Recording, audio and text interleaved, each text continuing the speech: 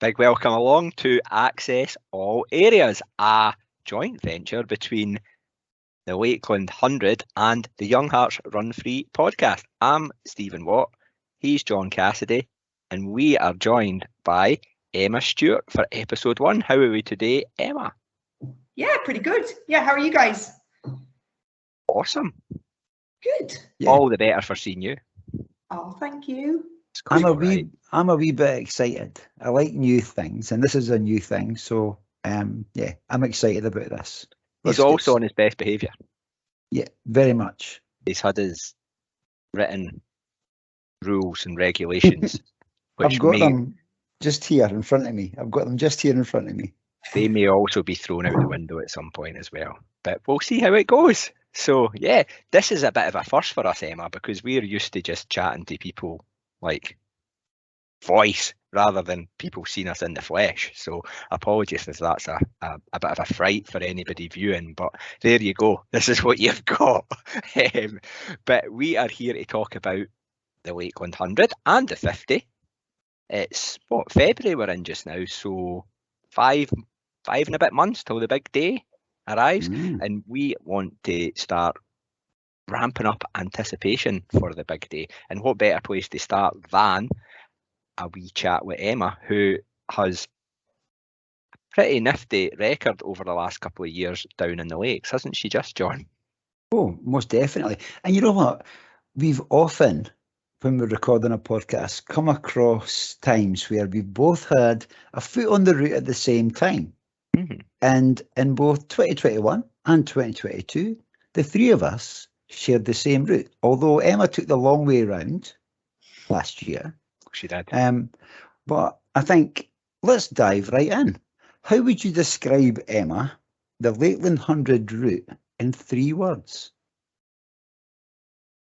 For me, type 2 fun. Not to say it's for everybody. Could be type 1 for lots of people, maybe type 3 fun. For me, the route's type 2 fun. Some bits are pretty hard. Some of it's really enjoyable. But yeah, looking back, you think, yeah, I suffered at the time, but it was all worth it in the end. Yeah, I probably did enjoy it. Cool. And I think people listening into this, watching this, there will be some first timers. I'm sure we'll cover some of that in a wee while. But there's people that go back and do it again. And again. Crazy folk go back and do it again and again and again. So, what would be good though, Emma, was if we could hear about your journey to Lakeland, what took you to the start line, just a wee bit backstory about Emma Stuart's running history. Yeah, well, I'm a bit of a latecomer to the sport, so only really started running probably about 4.5 years ago. Primarily because my partner James had signed up to do the Lakeland 50, so he had just signed up when I met him, which I think must have been 2018. So he was going to run it in 2019. So yeah, kind of through him, I kind of did a couple of half marathons, and then I just jumped straight from half marathons to 50Ks. And I did my first 50K on the Isle of Man, the Manx Mountain Marathon. That was really good. Yeah, and managed to place second female in that, off the back of not a huge amount of training. So that kind of gave me the confidence to say, oh, hang on a minute, maybe I can do this. Yeah, and then from then on, I kind of did a few more 50Ks, did quite well in them, and then signed up to the, probably my first longish ultra marathon was the Lap, that's 47 miles, and then the Lakeland 50 miles obviously, and then kind of then I've just been steadily going further and further. So I've just completed the Arc 100, the Arc of Attrition in Cornwall, yeah, and I have another 100-mile race this year, and then I'm hopefully going up to a bit further distance, Tour de Géants, just to see how far I can go and how fast I can go, really. Wow. What a, yeah, that is a steep entry into the world of ultramarathon, isn't it, John? It's like, yeah, a half marathon, 50K came second, and then couple of years later, almost you're at the Tour de Jean. Fantastic. And of course, your Lakeland 50 debut was 2021. Yes, I think was I supposed to run it in 2020, but obviously that got pushed by the wayside. So yeah, had kind of 18 months of no racing really. So yeah, that was my first kind of, my first like real serious massive 50 miler. Yeah, so that was pretty good. And 2021 was the Blues Brothers year, wasn't it? It was. I still really like that T-shirt. Navy blue. My wife wears that with pride. Actually, she loves that T-shirt. Well, I didn't get one, John. I can give you Susan's if you want. Or could you? I DNF'd. Just. We'll get to that as well, though. Not just talk about that, but DNFs in general. I think we should just speak. Been in therapy for the last couple of years. But you've scratched the itch. This is not about us. No, I know. This is about Emma. I was just more jealous about the T-shirt that Emma was loving. I've not gotten. I've got a side question already, and it is: what did you do, Emma, in that 18 months when there was no racing? Very little, to be honest. I didn't do a huge amount of training because I had nothing to train for. So the only thing I really did of interest was I ran 60 kilometers around my back garden, which was 527 laps, which not many people know about, but it was actually quite fun. It took a bit of a mental perseverance really to do that, but yeah, that was pretty good. But no, aside from that, I didn't really do anything, just worked. So yeah. So is there still a track in your back garden after all the laps? I'm sure there is. We've moved house since. I've got an even smaller garden now. Probably be about 2,000 laps around my current garden. Brilliant. It was all these little personal endeavours that everybody was doing during the lockdown, and 527 laps at the garden at one point in time would have just been, what, are you deranged? But during that time it was like becoming the only option, wasn't it? It was, it was really, You've seen all these activities on Strava and you're like, what have they been up to? GPS bouncing all over the place. We got that. We had the same email you probably got, Emma, in 2020, that Lakeland wasn't happening, and then so we were lining up the next year, and then it seemed to be a long time away. Let's not worry about that just now. And then I think, and one of the reasons that we're doing these sort of video casts, first time I've ever said that word, one of the reasons we're doing these video casts is to help people along the way to that start line in July. So let's dig a wee bit deeper though into Emma Stuart. Who's your running inspirations, Emma? That's a tough question, really. It's going to sound so horribly cliched, but like anyone who gets out there and does something in the great outdoors for whatever reason, be it a personal challenge or for whatever reason, really does encourage me to go out and do something too. So, be that someone who's come back from a bad accident or something like that. They just, people who shouldn't be out there doing what they're doing. That just to have that drive to get out there and enjoy the great outdoors is always going to inspire me. And then there's phenomenal athletes, absolutely phenomenal athletes that I look up to every day. Most of them for me are going to be, phenomenal female athletes, because that's what I aspire to be. So, I could name names all day, but, the likes of Beth Pascal, she's absolutely phenomenal athlete, who's unfortunately had a couple of years out due to injury, but no doubt she'll be back. Or being a vet, I look up to the great female vet athletes like Sabrina and Jasmine, how they can fit these sort of achievements into their life, because I know how busy it is being a vet, how hard it is, how stressful it is. So that sort of, those sort of people really inspire me. And then the greats, the legends, the fell running legends like Nikki Spinks and people like that. There are all these people who, you know, they just go out there and just do something because that's what they want to do, and it's a choice at the end of the day. So yeah, anyone who does these things are always going to inspire me to try and do my own challenges, really, and to see, like I say, I mostly race. People ask me why I race, you know, why do I enjoy racing? I don't enjoy racing to be competitive against everyone else. I enjoy racing because I want to be competitive with myself. I want to perform to the best of my ability. And yes, if that means, you know, placing high in the ranks, that's absolutely fine. But for me, it's about me going out there and doing the best that I can.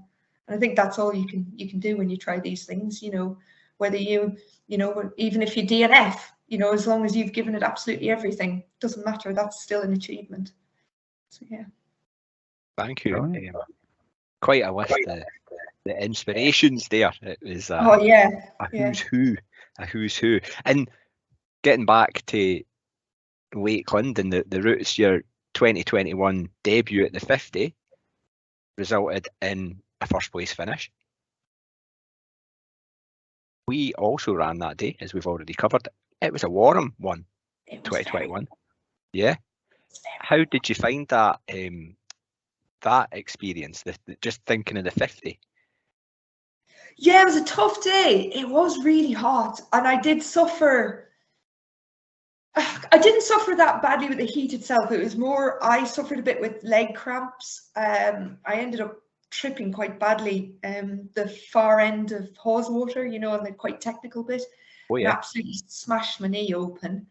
And after that, I don't know whether it was, I just had these awful, horrible leg cramps and I couldn't get rid of them. And I think that was probably to do with the heat a little bit. But yeah, in general, I did enjoy it. I do think it was quite hot, and I think I would like to think I can run a faster time than that. I wasn't mega pleased with my time, and I would like to think in maybe, you know, slightly cooler conditions, being able to control the leg cramps a bit better, I might be able to do a bit better. But yeah, still, it was a tough course that day, that's for sure. I'm not going to lie, it was tough. And I remember passing Nicola Duncan, who's this phenomenal Irish runner as well, really good. She also did the Arc. I remember just running down, she was in the lead, and I was running down towards Sadgill, and she just stopped in the middle of the path. And at that point I overtook her, and I spoke to her afterwards, and she just said the heat coming down there, she just couldn't, it was horrific. It was stifling coming down that trail. And you know, and I know she suffered as a consequence of it, definitely. And yeah, so there's a lot of people who did suffer that day because of it. I think you just touched on something that it brought back a memory for me, was the way that the heat collected in the valleys, or the glens, as we'd call them. It was almost it certainly took me by surprise, and having read up about it and other people's views on it since, you can see how a Warham day presents a set of challenges that sometimes we don't get much opportunity to prepare for. You know, such was the I'm pretty sure it was about 40 degrees that day, wasn't it, John? Like, at least 40. Edging 42, if I remember correctly. Yeah, it was the warmest day on record. The bit that Emma's speaking about, Haweswater, is that where you go along the side of that water, and it's like the big triffid plants are up high. The bracket, yeah. Oh god, it's like the worst part of the route. Oh, absolutely. Yeah. Velociraptors hiding in there. Oh, it's awful. It is. It's like something out of Jurassic Park, and you're just thinking of all the ticks that are clinging. You're hoping that enough people are in front of you that they've cleared all the bloody ticks away from you.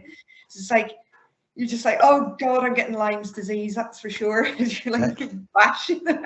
Well, see, if you hang about where I am at the end, all the ticks are away. It's absolutely brilliant. But you know what, though? You've touched on something that is very valid for people coming down, and maybe for post-race to be checking for ticks. That is very important. You get a wee tick scooper, don't you? A wee plastic thing you can buy. It's probably not called that. It's probably called a tick remover device. Yeah. So yeah, but first warning, February 2023, the first warning, be checking yourself for ticks when you're out recceing and when you're out running about in the trails, make sure that you check yourself. And if you've got a dog with you, check the dog as well. There you go. And I will just say something. So my partner, James, he actually got Lyme's disease in February 2019. So they are out early in the season. He's not sure where he picked it up, but yeah, it's very, it is out there, and you know, you do need to be mindful, because they do end up in lots of little nooks and crannies. So check them all. Definitely. I'd just like to clarify that James was included in your list of running inspirations by the people who get out there. So. Oh yeah. James is definitely. He was the one who introduced me to it. Yeah, quite a big part. There's always a James in everybody's He will life. probably listen to this, so I'll say, yeah, I love you, James. Brilliant. And then the rest of that, your 50 experience, you know, it ended up a successful day out. You were at the first place on the podium anyway, so it couldn't have been that bad.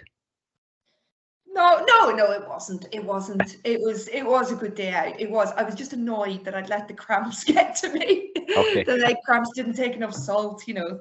I was going to say that, because it's a problem that many of us will suffer with, especially on those warm days where you're sweating more profusely. Have you found anything that combats it, or are you still to find your secret sort of?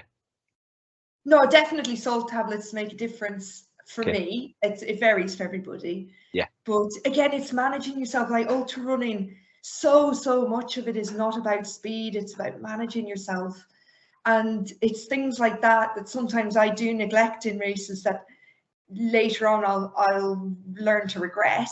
And it is just managing yourself and like recognizing, you know, well, A, like the early symptoms of cramp, B, making sure that you have plenty of salt and that you're staying hydrated, that you're using electrolytes, not just water. You know, like just taking water can end up being quite dangerous on particularly if it is a hot day.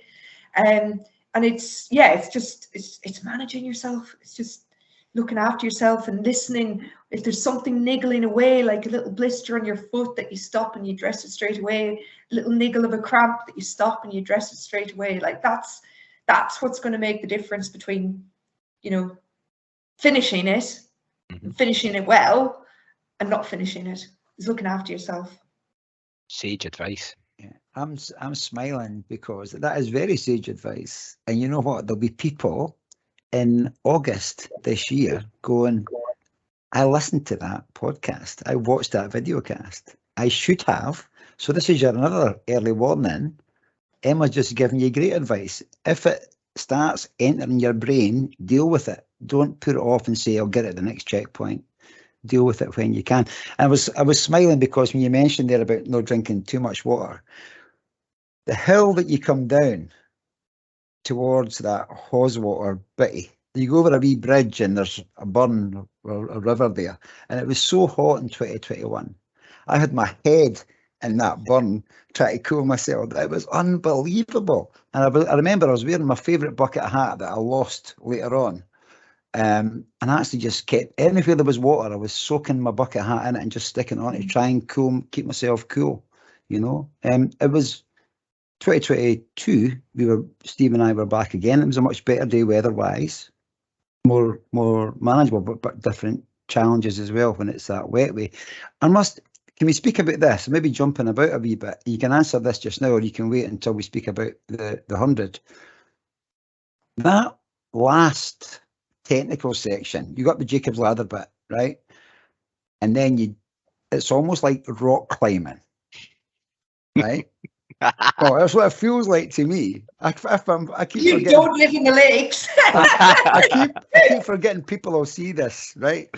And my facial expressions. I don't even know what you're on about. Oh, the bit you got up Jacob's Ladder, right? And then you go, climb, and then you come before you come down to the fire track. There's a bit that it's just like you have to be a mountain goat to go down that. Maybe you are a mountain goat though. Listen, I must say it's maybe worse in the dark. Aye, maybe. It feels like mountain climbing in the dark. You've maybe not had to tackle it in the dark, Emma. Yeah. Yeah, that's not technical. Phew, that's definitely not technical. Brilliant. Oh. Okay. As you tell, John, that's no Right. technical, mate. So, yeah, chastised. I get that. That's fine. That's okay.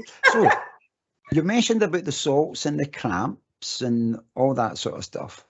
What was that your big learning from the 50 going into the 100? No, I never learn anything from my mistakes.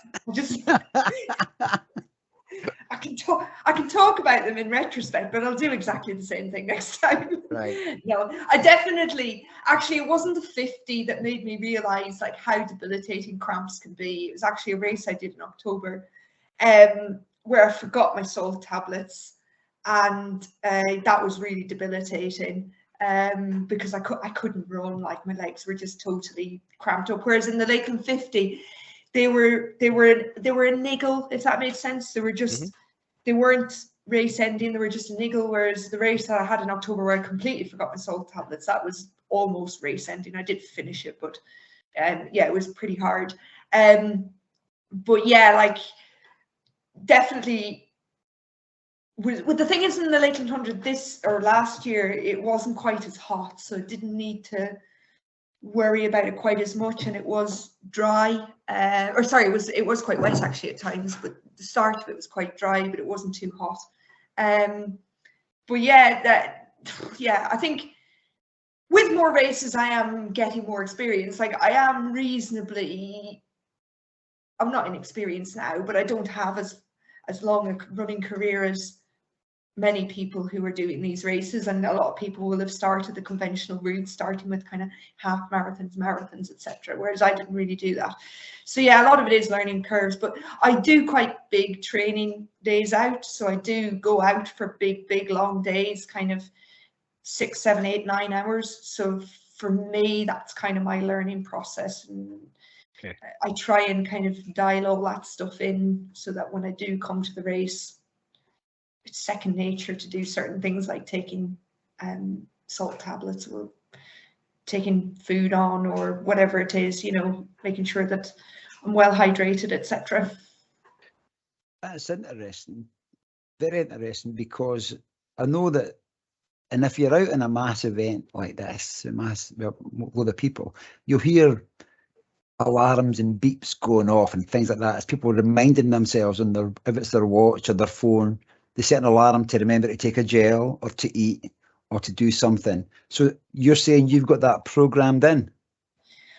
Well, yes, to some extent. I don't like those beeps because they do my head in, but I will try and like take nutrition on every half an hour, and it doesn't always work like that. But try and it's listening to your body, listening to things. If you know, you should know yourself better than anyone else knows you. So it is just listening to these little alarms going off, oh, I'm starting to feel a bit low. Like you should always be trying to preempt these things. So if I run a good race, like my Arc race was probably the best I've ever run. I didn't end up getting low points because I preempted them. So I was like, well, if I don't eat now, I am going to feel low. Or if I don't take on some solid food, I am going to feel really sick. So it's like, it's knowing and preempting everything and trying to be ahead of the game. As I say time and time again, ultra running it's so much more of a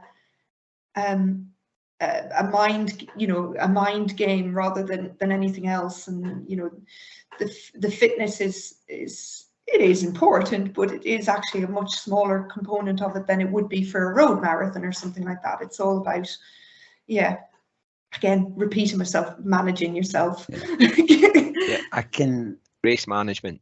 Yeah, it's a thing that develops, isn't it? It doesn't just.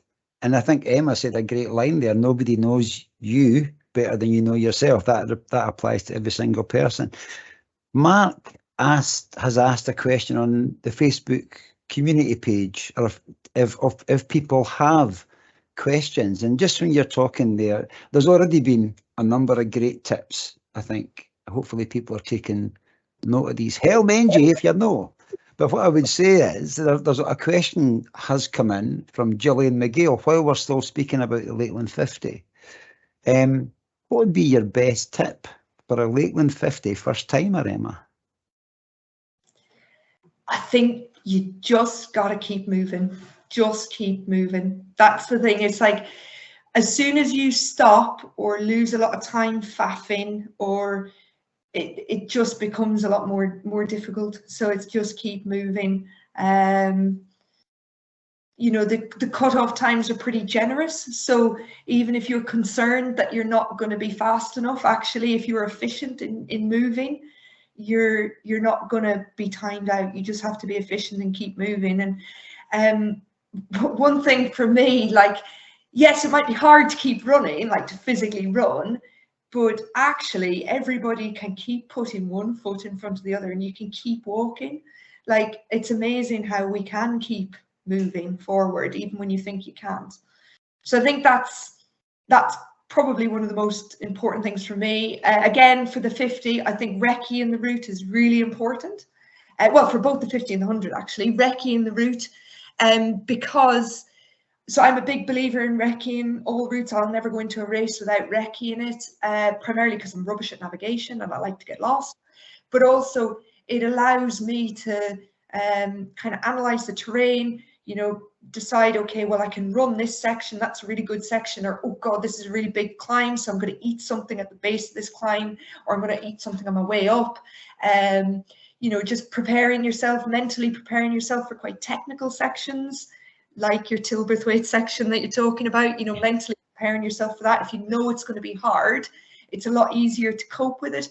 Like, for example, I know that Haweswater section for me is quite challenging because it is quite relentlessly technical, but also quite runnable. But knowing that before I get onto that section helps me a lot. Yeah, and I think it's knowing your kit, you know, having your kit, what you think you're going to carry on the day, training with it, you know, knowing what sort of conditions it works in. So if you've got a waterproof jacket, you know, is it going to cope with being saturated for 12, 15, 24 hours? Likely in the lakes.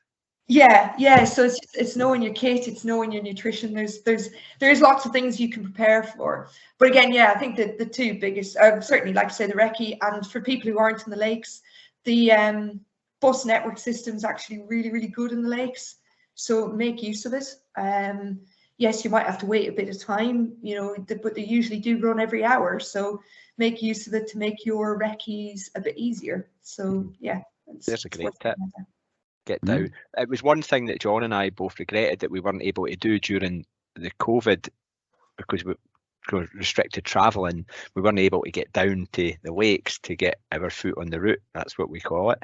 And it was definitely a big regret of mine, because I think I was taken aback a wee bit, but by not so much the technical aspects of the terrain, but just there's something quite you know, you build up a vision of something in your head, and it's not what you imagine, and it can kind of knock you for six. And I think what you've just sort of regaled, Emma, is that the importance of just, okay, my expectations, I know what's coming ahead, I know that I can cope with that, etc., etc. One thing that I wanted to touch on was, and it's kind of going back a wee bit to race management and whatnot, something that isn't permitted at the lakes is for you to have support out on the route. You know, you're self-sufficient, albeit you've got the aid stations, which are numerous and well stocked, and you get a good bit of motivation from them, kick up the arse, etc. In terms of that lack of actual support, for John and I, it's around about being able to run past a chip shop and no go in it. Okay, at the areas of the race that we're in, which is a bit of a challenge from time to time. But is that an aspect that you had to contend with? You said you did big sort of 8-9 hour days out on. Is that on your own? You're usually doing that? Yeah, usually, yeah, or right. With my partner James, yeah. Yeah. Yeah, the checkpoints are a difficult one, because I do struggle a bit with nutrition, which is something I know, I'm aware of that, I need to work on it. So for me, the checkpoints are great, you know, the atmosphere is fantastic and everybody's really helpful, but particularly probably on the Lakeland 100, I struggled a little bit on some of the checkpoints because they maybe didn't have as much savoury food, so I'm not very good at eating, bar gels, I'm not very good at eating really, really sweet stuff because it makes me quite sick. So I did, so some of the checkpoints, it was a little bit, you know, going in and thinking, oh, crikey, what can I eat that's not going to upset my stomach, because sweet stuff would. And I think, knowing, well, what's brilliant is they do publish a list of everything that's at the checkpoints before the race. So you need to look at that and know if you do struggle to eat like I do, or if you do suffer with nausea, you've got dietary issues or something like that, know what you can get at each of the checkpoints that's going to suit you. And then, you know, carry, if they don't, you know, if whatever's at those checkpoints doesn't suit you, then, you know, carry enough that's going to get you between the checkpoints, and then make sure you've got plenty in your drop bag. So for example, I run most of my races on gels, so I had hundreds of gels with me at the start, and I had another couple hundred, you know, hundreds of them in my drop bag, and that got me through most of it. Because the only other things I tend to be able to eat are like savoury things like pizza, and there isn't a huge amount of that sort of stuff in the checkpoints. So it's knowing what works for you, and if they don't have what you need, unfortunately, you need to carry it. Yeah. So. Yeah, I think what you just said there, the drop bag in the 100 is just at Dalmain, is that correct? You just get one drop bag, and that, what's 60 or so miles in? Yeah, but the good thing is you're more than halfway, so you might as well keep going when you get there. So so yeah, it's just at Dalmain. So yeah, just get yourself. I put a clean t-shirt on, which made me feel human again, because I was absolutely filthy from the number of times I'd fallen over, and sweaty and rank, and covered in sticky gels. It wasn't good. So, and it's just having like a change of a t-shirt, or change of socks, or change of shoes, something to make you feel human again. And I picked up my poles then as well, which made a massive difference to me. We should mention there, just to clarify that it's only the Lakeland 100 runners that have a drop bag. If you're in the 50, there's no drop bags for you. It's checkpoints or carry stuff in your pack. When you say that, Emma, and one of the things, it's a different thing you're saying about gel. So I'm assuming that you also said about keeping moving is the key, because it can be very tempting for somebody who's not at the front end to spend a wee bit longer in a checkpoint, but you'll regret that later on the next day, you know. There's a phrase, and I'm going to credit it to Joe Faulkner, but I don't know if it is actually him who said it, but it always sticks with me. Beware the chair. Beware the chair. Do not sit down. So even if you go into a checkpoint, stay on your feet. It does make a huge difference, because as soon as you sit down, it's really hard to get going again, you know. So I only sat down once in the 100, which was at Dalmain, to change my clothes. Didn't sit down at all beyond that. Same in the 100, the Arc of Attrition there last week, I didn't sit down at all. I stayed on my feet the whole time, because I knew as soon as you sit down, everything starts to seize up. And so there's a switch in your brain as well, isn't there? When you know that when you sit down, it's like, okay, just take 5 minutes. When in actual fact, 5 minutes, if you don't sit down, you're 5 minutes further on the trail, aren't you? So I remember being at Chapel Style last summer, 2022, and there was no seats. And I actually said to somebody, "Is that you on your way then?" Pretty much saying, "Give me your seat." But just keep moving is a great tip. Okay, so sorry, the 100 is totally different, we heard, than the 50. Did you get a chance to recce the full 100 route before you did it last summer? Yeah, I did. So again, I'm lucky. I live in Penrith, which is just on the edge of the Lake District. So it's not a massive job for me to go and recce it. Again, I make use of the bus service. Don't forget, it's £2 now up until March to get a single journey, which is very cheap. It's really good. So yes, I might have a couple of hours traveling at the start of the day, but then, you know, you can do Like I can get a bus to Coniston, and then I can do from, I think I did Coniston to Keswick, which is a pretty big day. Did I do Coniston to Keswick? Yes, I must have. Yeah, I will have.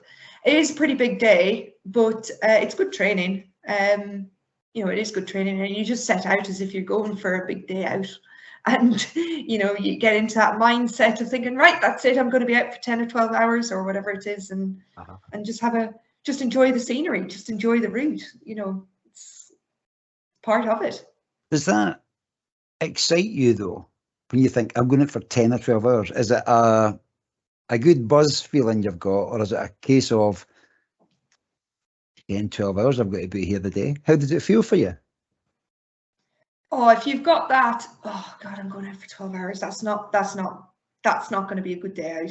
No. You've got to set out with the intention of staying out for that length of time and getting into the right frame of mind for it.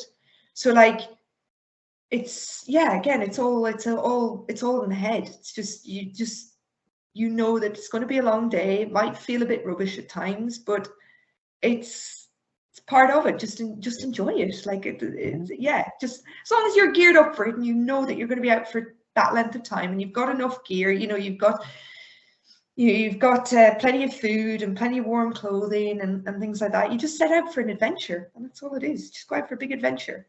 Love it. There's that A word, adventure. Definitely. And I think it is that, it's just getting in the frame of mind, because if you start off on that big day out with a negative frame of mind, then it'll likely unravel and not be a very fulfilling day. But yeah, it sounds like you've got that mindset well sussed out, Emma. You don't go out for a 6, 7, 8 hour day not feeling up for it, because you'll regret it.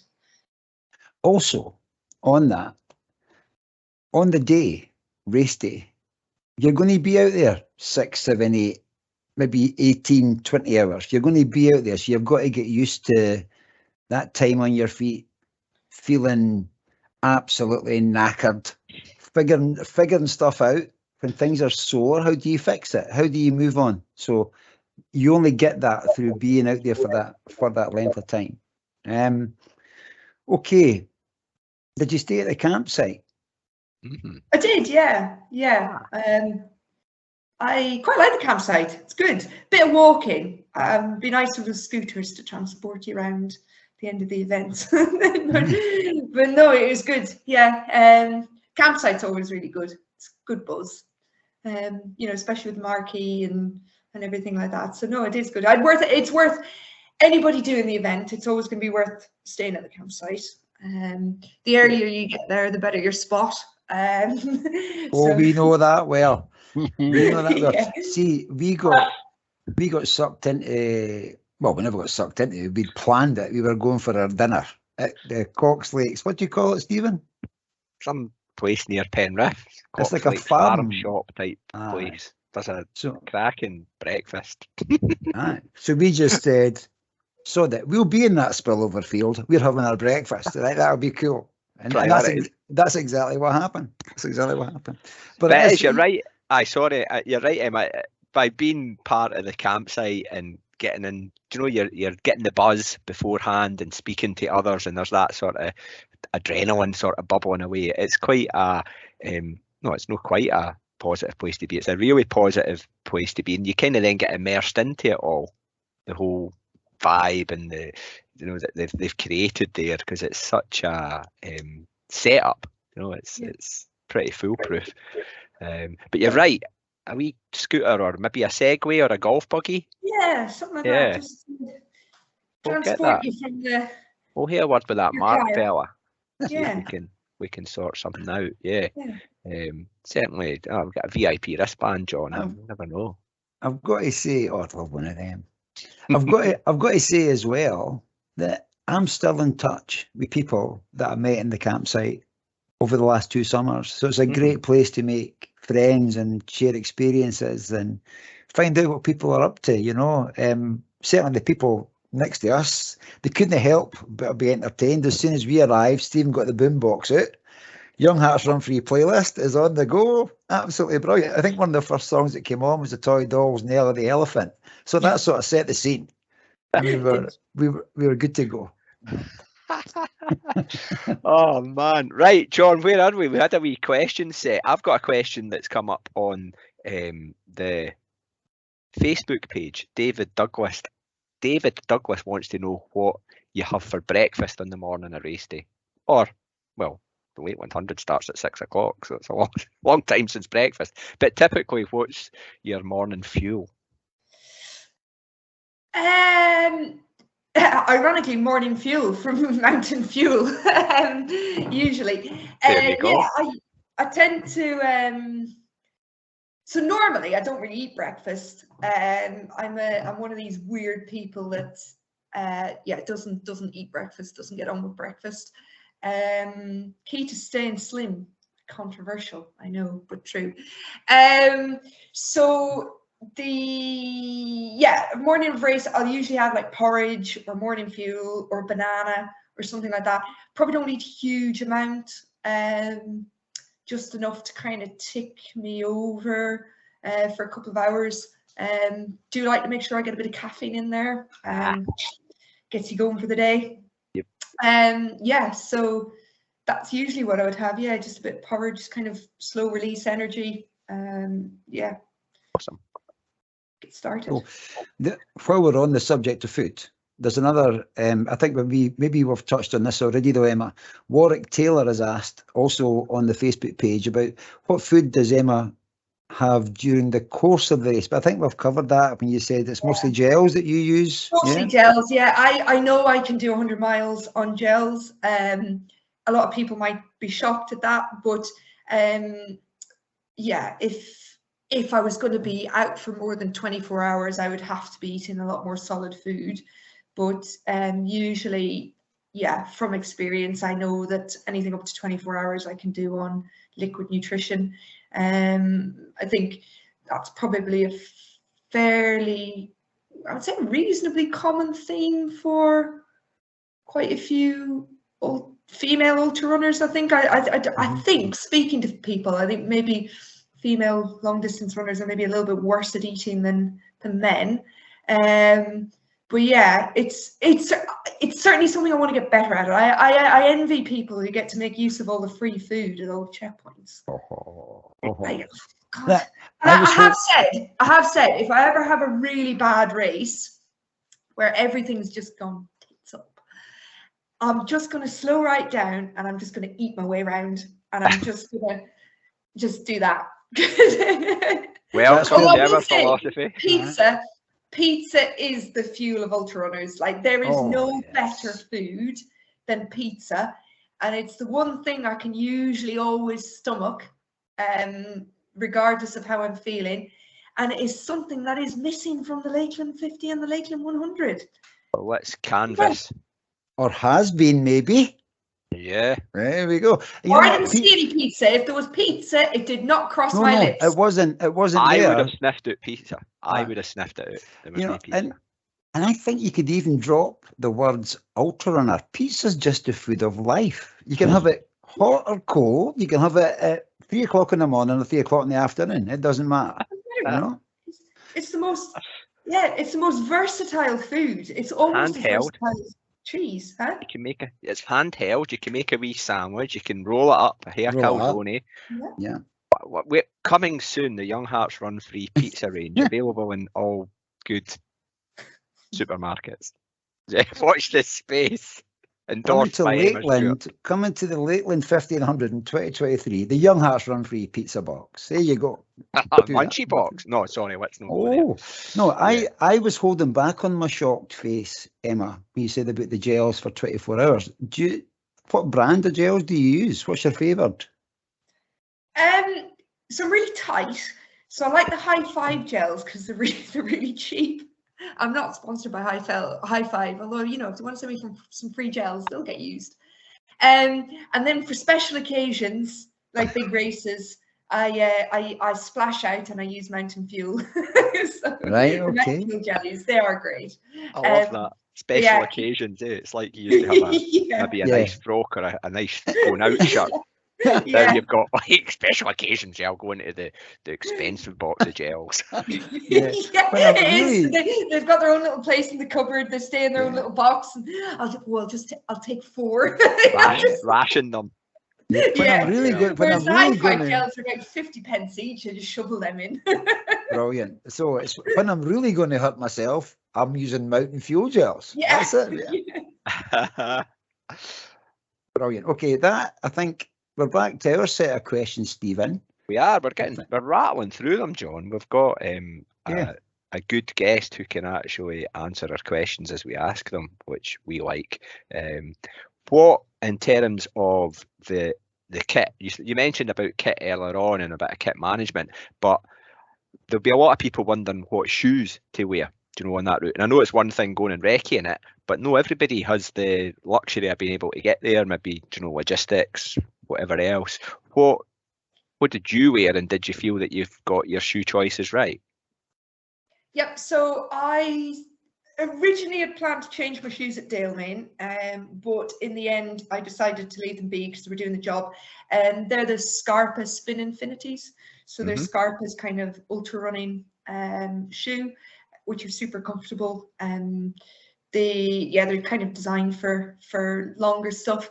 The grip on them isn't amazing because they're designed for European trails, but actually, considering how wet the ground was, they were absolutely perfect. I wouldn't have changed them at all.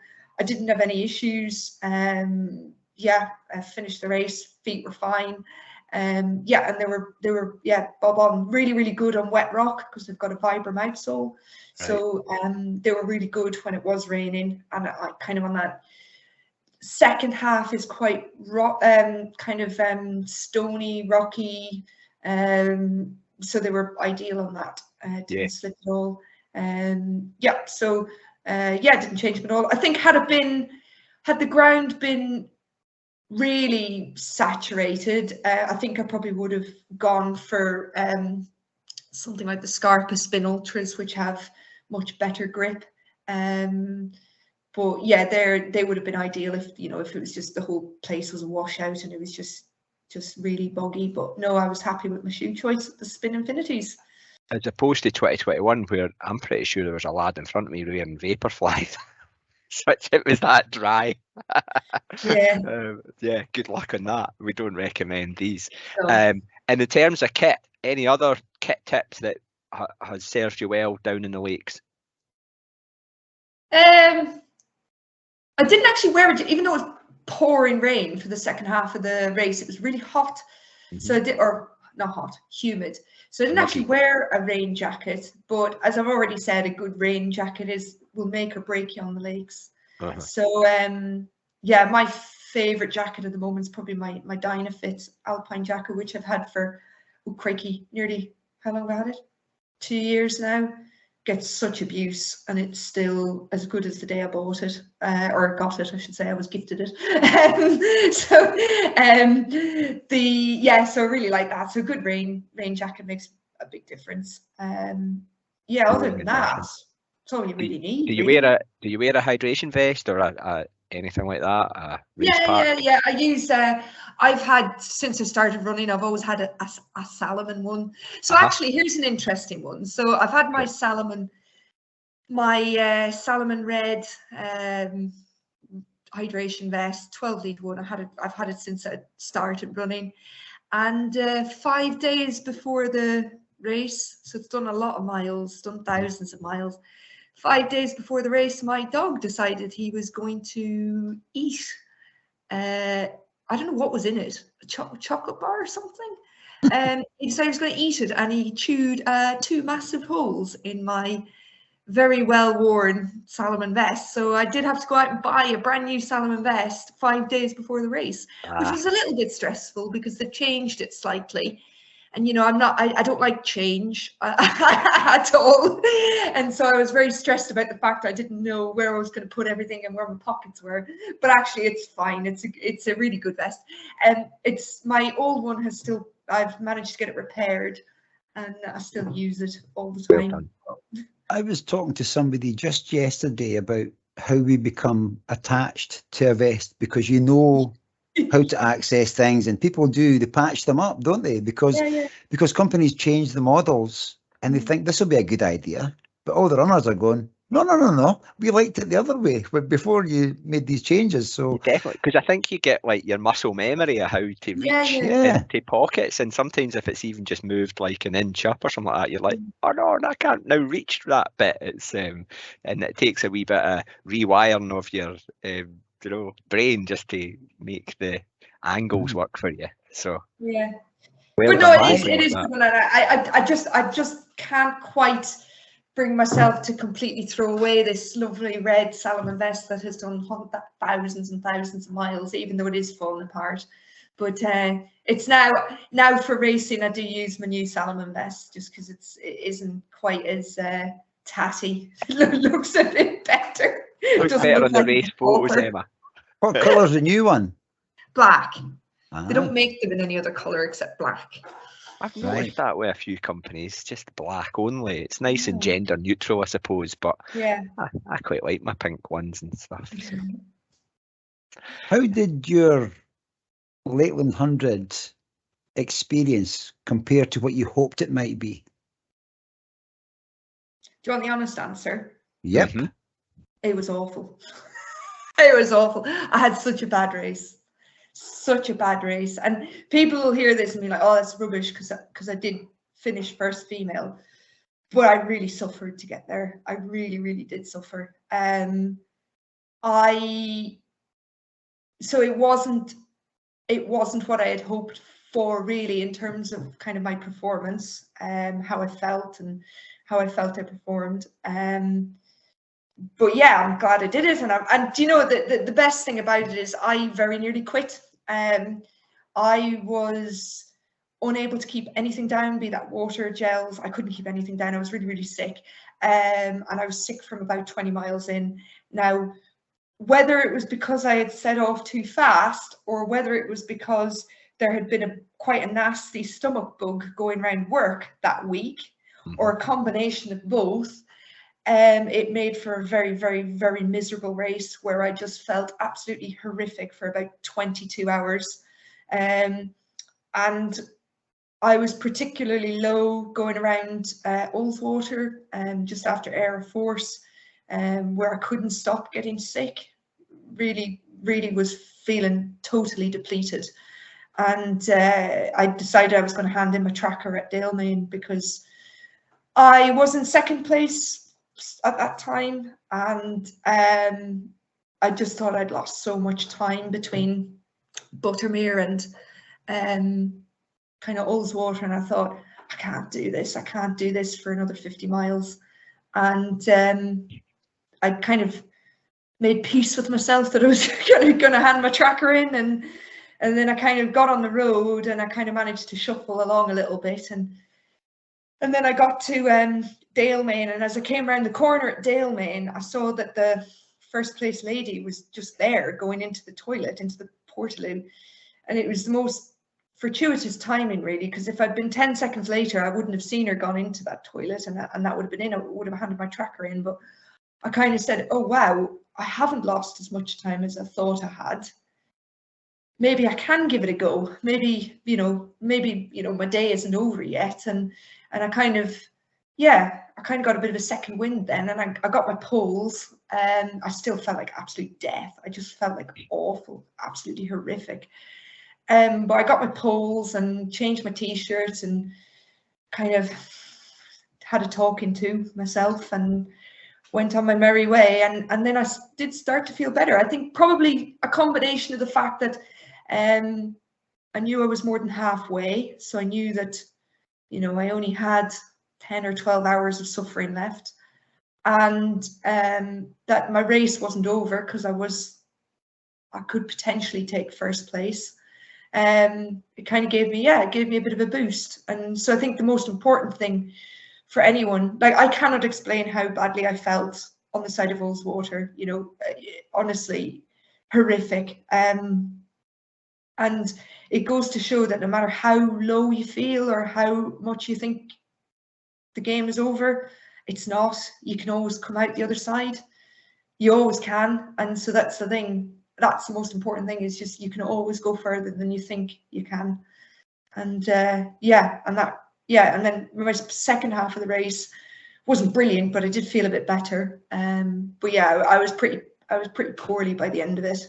By the time I finished, I wasn't in a good way, but yeah, it was a learning experience, that's for sure. Can I ask the question? Did you remain in first female from Dale, Maine? Yeah, so I went into first place, kind of going up the hill from Pooley Bridge. And I think so much of it is psychological, because that's like my home territory, kind of Pooley Bridge, Howtown. That's really my home territory. And I absolutely love that section from the cockpit down to Howtown. And that really, having a good run on that, you know, and really enjoying that downhill section where you're looking over Ullswater, and it was daylight at that point. And that just gave me that little bit of speed and boost that just kind of gave me a bit of distance. And then when you've got that distance, you get a bit more confidence, and then suddenly you think, oh, I can do this. And and then I kind of stayed in first position after that. Yeah, but that's that mental resilience, and something inside you drives you on. Something's in there, isn't it? And this is a wee heads up to everybody, whether it's the 50 or the 100, you will feel like shit at some point. Oh yeah. You know? But you've just got, if you can, keep moving. Yeah. Keep doing it. So I suppose to put it into context about how bad I was feeling, when I finished, I was vomiting blood. That's how bad I was. That's how bad my stomach had gotten. So, you know, despite that, you can still keep going. Like, I wouldn't recommend it, but it shows that your brain can push you a lot further than your body thinks you can go. Yeah. And it's the same with first place male. You know, he really badly injured his ankle, really badly. In fact, I think he fractured it, probably a stress fracture, and he did that at Braithwaite, yet he still went on and finished it. So it's not easy. It's not easy sport, but I'm just looking here, Emma, your splits at the 100. You know, so you were into Dalmain at about 20:06 on the Saturday morning. Keeping in mind you'd started at 6 o'clock on the Friday, and the 50 starts, I think, around about 11, half 11. I think, you know, that we were congregating there. So you were 5 hours before us. You were you'd already passed through that point. When the 50 races gathering there, you get to see quite a lot of the 100 runners coming through, and you give them a wee bit of encouragement and applause. There'd be none of that there for you, because you're there for your morning bacon roll or whatever at 6:20. But you certainly, you got out of that dip, that trough that you were finding yourself in particularly well. When I look at your rest of your splits for the remainder, you got back into a decent groove.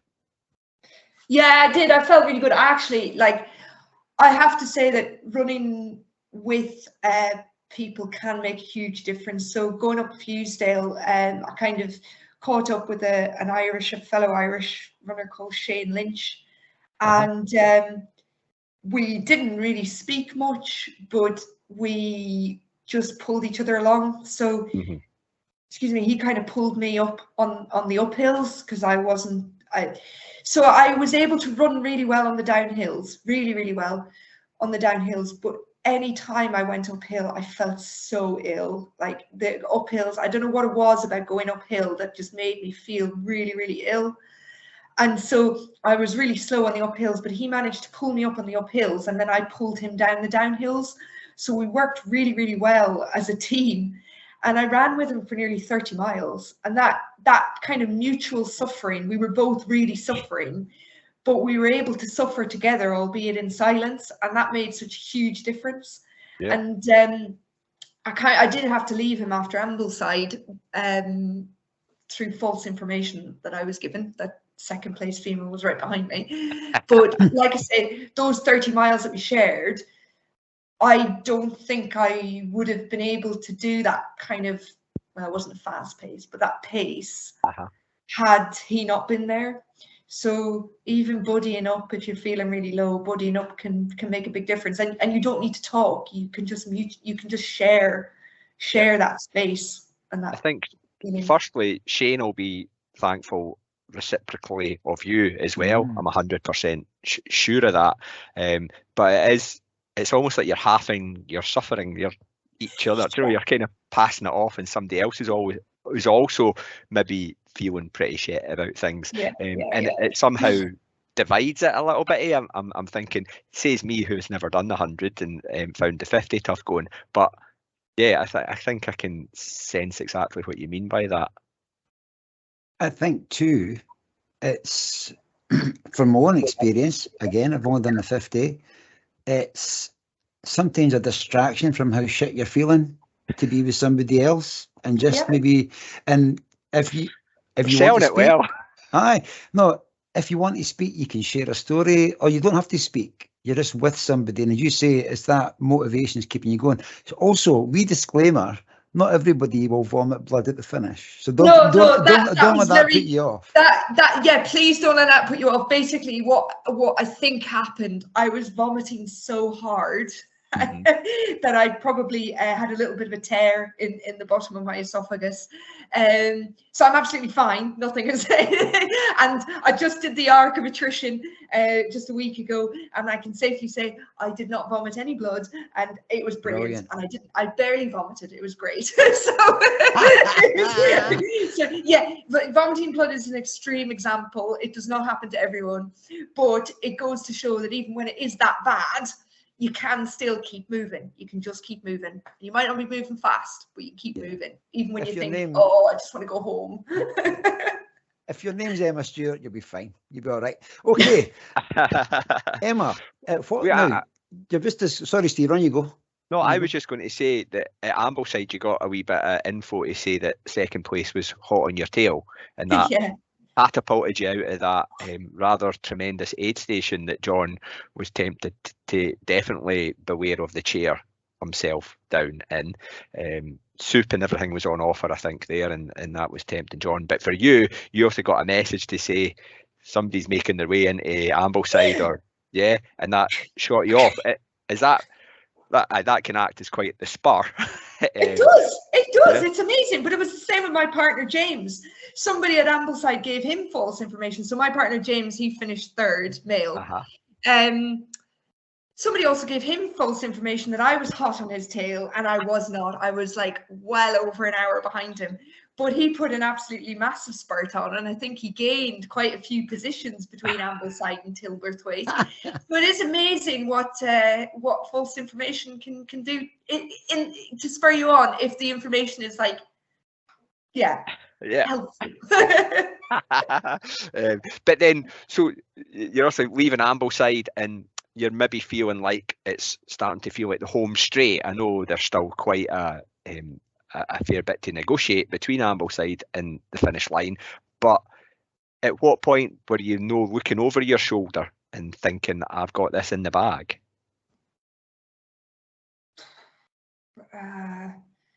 The school? Maybe Tilberthwaite, I think. I don't know what, I mean, I got to Tilberthwaite and I thought I didn't have very far to go, but it was actually quite a long stretch from Tilberthwaite to the finish. It's a big hill. And I probably thought, that maybe I had it then. And that was a really negative thing for me. I really shouldn't have done that, because I really, really struggled up that last hill. And Debbie Martin Consani came flying down in her tartan, I think they were tartan running shorts, and and she was just like, get a move on. And I was just like, I can't. And I was I kind of gave up at that bit, because I kind of knew I probably would be able to finish in first, even if I crawled to the finish. And then I was a bit gutted really with myself, because my watch had died. It had died kind of just after Chapel Style, and I didn't really know. Well, I for some reason forgot the way down to Coniston, even though it's literally just a track and you just follow it. And I stopped and I got my phone out, and I was like, panicking about where I had to go because I didn't have nav on my watch, and I lost a huge amount of time after Tilbrook Weight, and I'm still to this day, it really annoys me because I think I could have quite easily done under 23 hours because I was 23 hours and 5 minutes, and I easily could have done it under 23 hours if I'd known how close I was. And again, that's just me. That's what I like to set myself targets, and like I like nice round numbers. So a sub 20 something is always like appeals to me, and I was a bit annoyed with that, but I shouldn't be. I should be so happy that I finished and, you know, I did well and things like that. But that's just me. I'm harsh on myself. You know, I know I can do better at certain things. And for me, the race was tough. It was hard. Yeah. Well, if it was easy, everybody would be doing it, Emma. Exactly. It's like farming. If it was easy, everyone would do it. There's another good bit of learning in there as well, though. And for people who are maybe doing the 50 or the 100 for the first time this year, you will learn so much that after it, you'll reflect on and think, if only this, if only that. So that's just part of the game, isn't it? It's what we do, and it's how we learn, and how we sometimes, we mentioned at the start about people going back because they're wanting to right a wrong, or you know what I mean? So that's what can happen. You mentioned a number of things. How were your feet at the end? Were they all right? Yeah, my feet were grand. Yeah. The only thing that was bad was my stomach. Well, I want to speak about that, but I want to speak about your feet and your legs, but let's just take the whole body in, right? You mentioned about the vomit and blood and things like that. You're after winning first female place in the Lakeland 100. How long do you take time off to recover? How do you recover from that? Oh, I'm a big believer in rest. I do love rest. I'll have taken a couple of weeks off. I can't quite remember. I know that I had a bit of a gap, probably had a 7-8 week gap before my next race. So yeah, I did take some time off. I genuinely believe that rest is such an undervalued component of training. So I don't believe in running 7 days a week, smashing out. And do you recover well? Are you generally a quick healer? I would say so. I think, yeah, I think so. It's hard to say. Like, you'll always be sore for a day or two afterwards, but touch wood, I don't have any major injuries. I didn't have any major injuries. Bar my stomach. But yeah, I think I do. I think strength and conditioning plays an important role. I think it's probably something that runners maybe are getting better at, but I think runners can always do better. Strength and conditioning, really important. You're not going to get bulky by lifting weights, but you will improve, you know, you'll increase your resilience and resistance to injury. So yeah, I think that's an important part. I can't remember, like I said, I can't quite remember how long it took me to recover. I would say a couple of weeks. I know certainly, like after the Arc last week, I am back out running again. That's, yeah, a week's recovery. Don't really have any issues or injuries. So, and I think the biggest difference between that training block, the Lakeland 100 training block, and this one is that I've definitely done a lot more strength and conditioning. So whether that's helped with recovery, yeah, I would say so. So we have 3 advocates of strength and conditioning here today, Stephen. Yes, we definitely do. We're late to the party, but we're joining in now. We are. I mean, it is a pain. It's an absolute pain having to go to the gym to do it, but it's a means to an end. It's like hill reps. It's a means to an end. Oh, I'd give me hill reps over strength and conditioning any day of the week. That is, yeah, I'll hill rep out my nut, but ask me to lift a weight, and I'm like, what? That's terrible. Okay, we're edging towards the latter part of the show, Sean. We are, but I've just had a wee question pop into my head. It actually happened earlier on when Emma was talking about scooters to get around the campsite and stuff. And it's a question, we had a wee chat with Mark, Stephen and I, and he asked us about if we went to the after party, the presentation thing, and we were like, we're back up the road. We were having a dinner at Coxlake's again before we get back up the road. So, did you go to the presentation ceremony, Emma? I'm assuming you did. I did, yeah. Would you recommend it? I would, yeah. I felt pretty rubbish, but yeah, I would go. I felt hungover. I wasn't hungover, but I felt hungover. But yeah, it's great atmosphere. Really great atmosphere, actually. Yeah, the support's incredible. And even just acknowledging all the marshals, because at the end of the day, the race couldn't be run without those marshals. So I think it's just, even if you're not interested in seeing the podium finishers or the category winners, I think just being there to acknowledge the great work that the marshals do is well worth it. Well said. And I think the first time Stephen and I were there in 2021, I think I was like, it's like Glastonbury, but it's like for running. It's just a awesome atmosphere. So if this is your first summer doing the 50 or the 100, you're in for a great time, and then just embrace it all. I think I'm going to have to go back to just go to that presentation ceremony, because I watched the video later on and I thought, we should have went to that, because it just looks absolutely brilliant. And you're right, it's a chance to say thank you collectively to the marshals, because you thank them as you're going along, the marshals and the volunteers, and but it would be great to do it on the Sunday lunchtime, have a couple of pints maybe as well, would be good. Yeah.